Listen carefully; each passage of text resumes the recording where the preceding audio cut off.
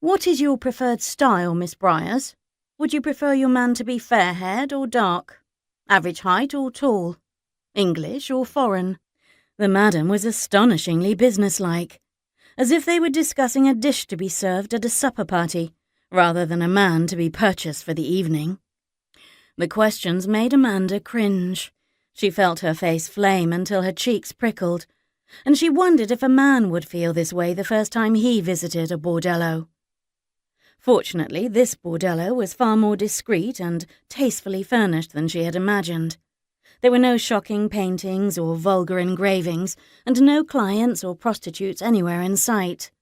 Mrs. Bradshaw's establishment was quite attractive, the walls covered in moss-green damask, the private receiving room filled with comfortable pieces of Hepplewhite furniture.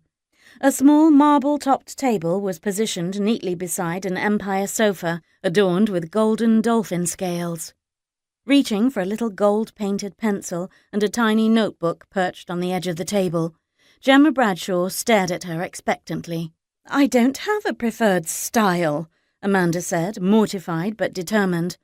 "I will trust your judgment. Just send someone on the evening of my birthday, 1 week from today." For some reason, that entertained Mrs. Bradshaw greatly. "As a gift to yourself? What a delightful idea!" She stared at Amanda with a lingering smile that illuminated her angular face. The madam was not beautiful or even pretty, but she possessed a smooth complexion and rich red hair, and a tall, voluptuous body. "Miss Briars, may I ask if you are a virgin?" "Why do you wish to know?" Amanda countered warily. One of Mrs. Bradshaw's ruddy, perfectly plucked brows arched in amusement. "If you are indeed willing to trust my judgment, Miss Briars, I must know the particulars of your situation. It is not often that a woman like you comes to my establishment." "Very well." Amanda took a deep breath and spoke rapidly, driven by something close to desperation rather than the good sense she had always prided herself on. "I am a spinster, Mrs. Bradshaw. In 1 week's time I will be 30 years old, and yes, I am still a virgin." She stumbled over the word and continued resolutely. "But that does not mean I must remain one. I have come to you because it is general knowledge that you are able to provide whatever a client asks for. I know it must be a surprise for a woman like me to come here, but—" "My dear," the madam interrupted with a soft laugh, "the time is long past since I was capable of being surprised by anything.